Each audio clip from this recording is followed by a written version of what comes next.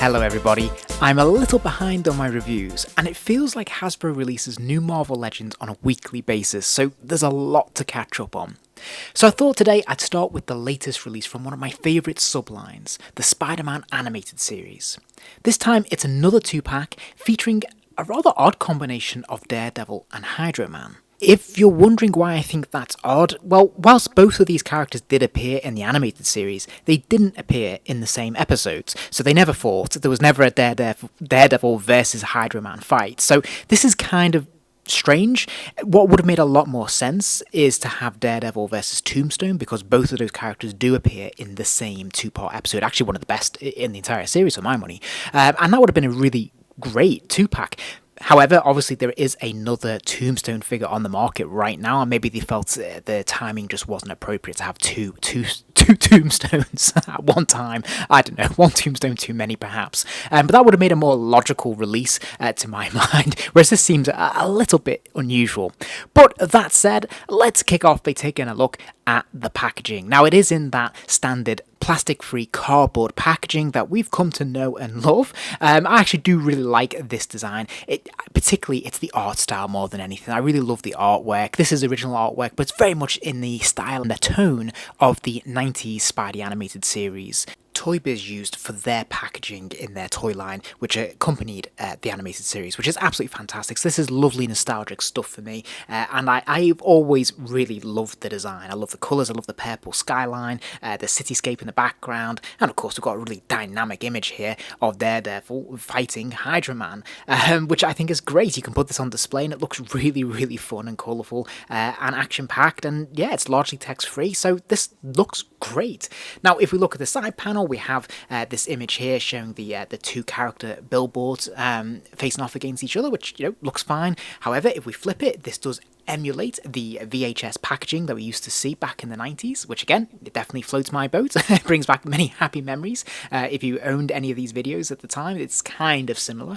So I think this looks quite cool. And of course, you can stack these up with the other boxes in this collection, and you've got quite a nice display here. And if we flip it and look at the reverse of the packaging, we can see the standard billboards there looking really quite cool. We can see 2 images of the figures themselves in action, looking quite presentable, and then there's an awful lot of small print, which is, you know, less displayable, but hey, it's still fairly attractive. So let's start off by taking a look at the Daredevil figure. Now, I've got to be honest, upon first impression of opening this figure up, I was a little bit taken aback, and I was like, my god, that's an awful lot of cell shading on this figure, much more than I was anticipating, to be honest. And it's quite interesting, the approach they've taken to this, because it's not even solid patches of black cell shading that we're seeing here. It's actually quite sketchy in places, which feels like it lends itself much more to, say, an illustrated, like a comic book version of the character, maybe in the style of, say, Alex MacLeod when he was on the character, more so than it does the animated series. Now, if we look at it still from the animated series, we can see that, yeah, there's an awful lot of black cell shading on the figure, and it is appropriate to have it in the amounts they do. It still feels a little bit too much on the figure. It's a little bit distracting, I would say, and I'm someone who likes cell shading. If you don't, you're going to hate this. You're going to absolutely loathe this because it's the most intense I've ever seen. But that being said, it looks a little bit better from a distance, I think, than it does up close.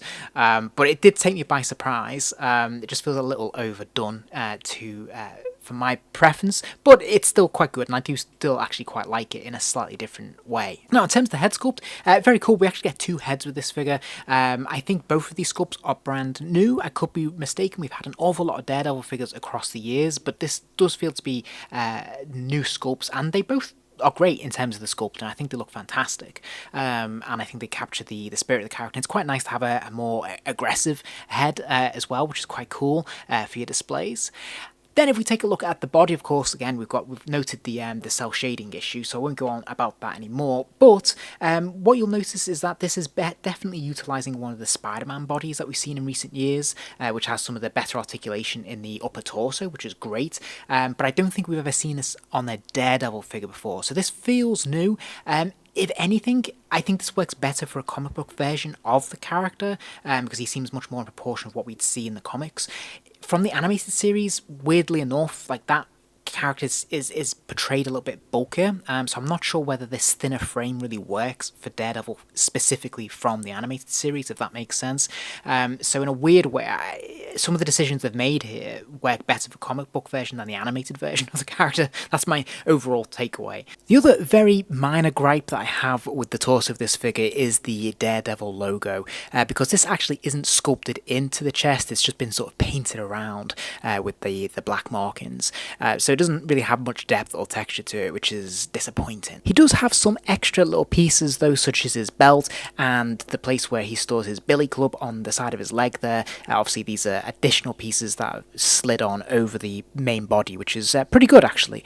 This works quite nicely. There's no sculpting around the boot, in fact you wouldn't know this was a boot, but I think that's in keeping with what we see in the animated series, so I've no issues with that. And in terms of the base of the sole of the feet there, they balance this figure nice and evenly. So let's take a look at the articulation. He does have a ball joint at the top of the neck there, as you'd expect, so the head does spin all the way around. There's actually a really good mobility in the top of that head though, to allow it to lean left to right and also nod up and down, because there is a bit of a hinge there as well, which is great. Now it does have that wonderful butterfly joint. I love this. It really gives the arms plenty of reach and posability, which is fantastic. There is of course a ball joint there as well, and there is the bicep swivel, which is fantastic. There's a double joint at the elbow, and then we have a pin swivel at the end of the peg in the arm there, which is brilliant. So of course the hand does rotate all the way around, it does bend forwards and backwards, and then we have articulation in the upper torso. Now it is just in the upper torso, but it is fantastic. So he can turn from side to side, he can lean left and right a huge amount, and then he also has this ab crunch as well, which will allow him to bend all the way forwards and all the way back, because these two joints work really well together to allow maximum flexibility. So this is really, really lovely stuff. He's got the standard ball joint in the hips, allowing the legs to kick out to the side. There is the thigh swivel, of course. The legs will kick forwards, they'll kick backwards. There's the double joint at the knee there. And of course there is also the swivel at the top of the boot cut as well, which is great.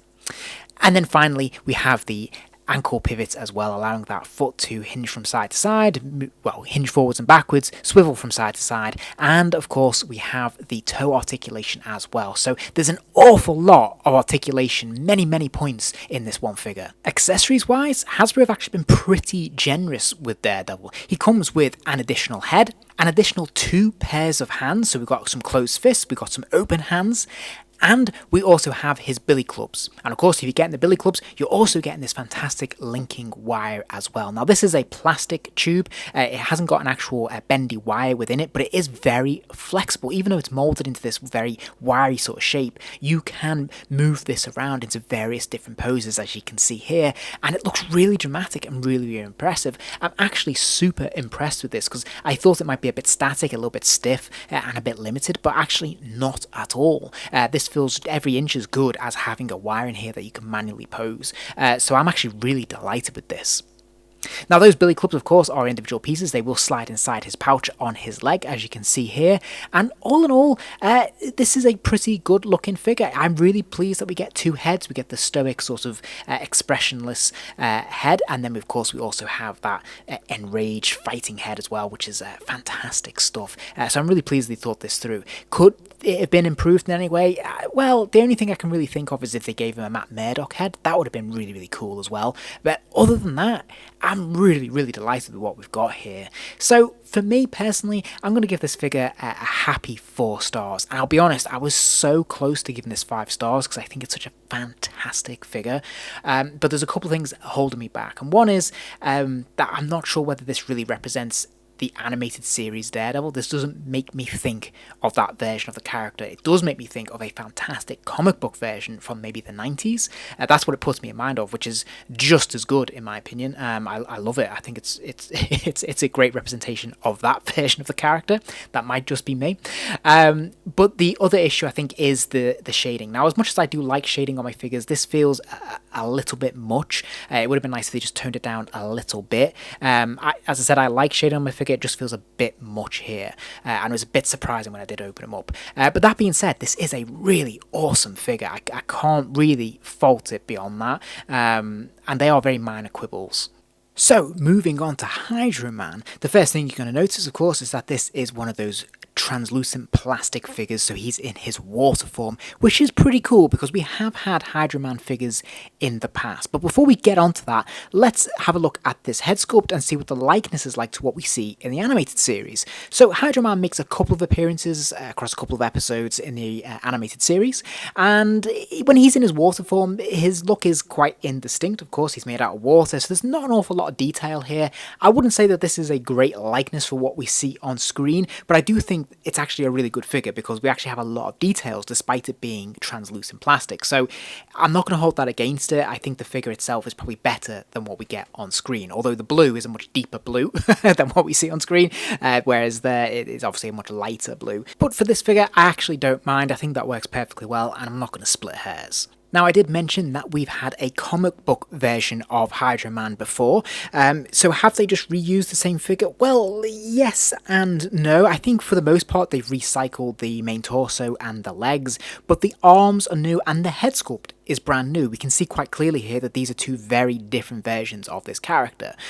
So I think that's really good, even though that this new head sculpt doesn't necessarily reflect what we see on screen per se. I think it's a lot closer to the animated series than it is to the comic book version, and I'd say actually much improved over the previous version that we see on the left hand side of the screen here. So I actually really like this new head sculpt. I think it's really nicely done. There's actually a lot of detail going on in his face. I love the expression there and the slight up curl on one side of the cheek there. It looks really good. The expression in the eyes is a mad intensity, which is really, really good with those arched eyebrows there. Look really good. And the actual paint apps are really nice as well, even though it's various shades of blue. It actually works really well so that you can pick out those details at a distance, which is brilliant. You'll also notice there's actually a number of different white washes running through this figure as well to give it that sort of watery wave kind of quality, which works really well and adds a little bit of nuance to this figure and the colorization. So it makes it quite visually interesting to look at and just plucks out little details, which is great. Now, the one downside of having a translucent figure, of course, means that you can see all the individual joints within, and there's no disguise in that. So obviously, that's very plain here. And if you can't see past that, this is going to be pretty painful and hard to deal with, I think, because he's a slightly chunkier figure. You can see a lot more of that jointage, for lack of a better description. But otherwise, I think this is a perfectly fine frame. I think it works pretty well, and the sculpting is pretty nice. And as I said, despite it being a translucent plastic, you can see a number of different white washes running through it just to give it that texture, which is great. Now, when it comes to that translucent plastic, of course, if you shine a light behind it, light will come through gloriously, and this looks really, really good, so I can't fault that. Articulation wise, he does have a ball joint in the top of the neck, so the head will spin all the way around and it will lean left and right a good distance.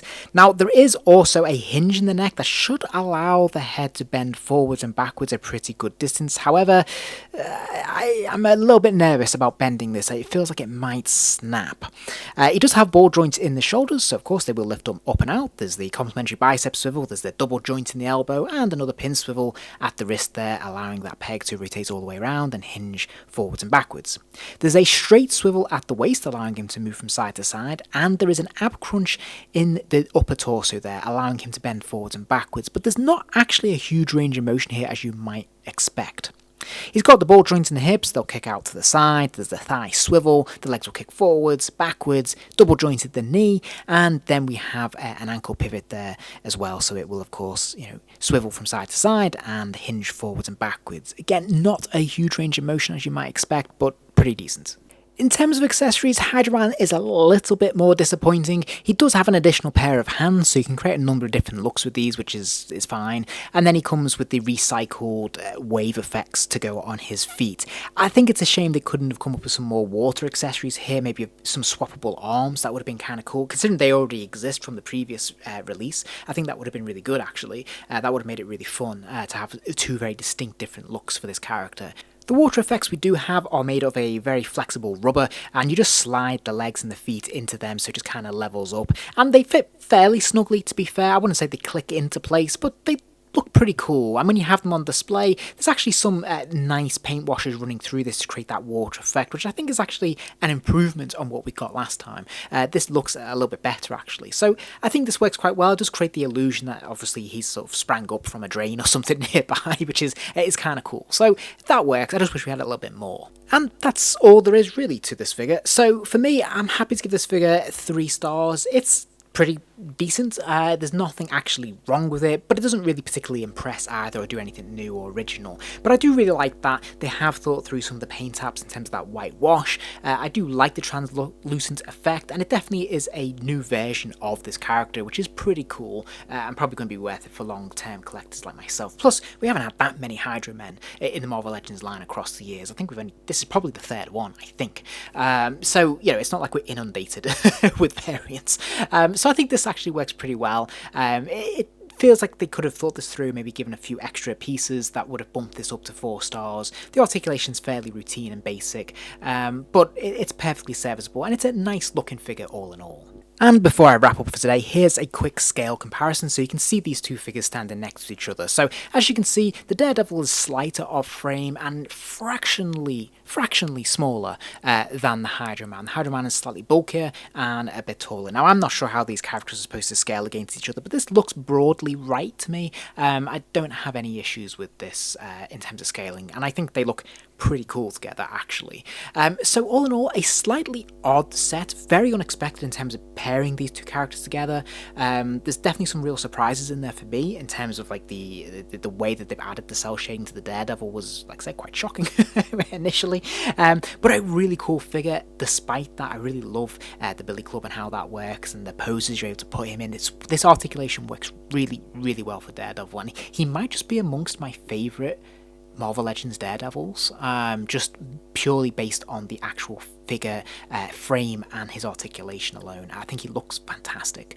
The Hydra Man, again, is pretty cool, not one that I was clamouring for, but it is nice to actually have a fully translucent version of the character, and I am pleased to see a brand new head sculpt.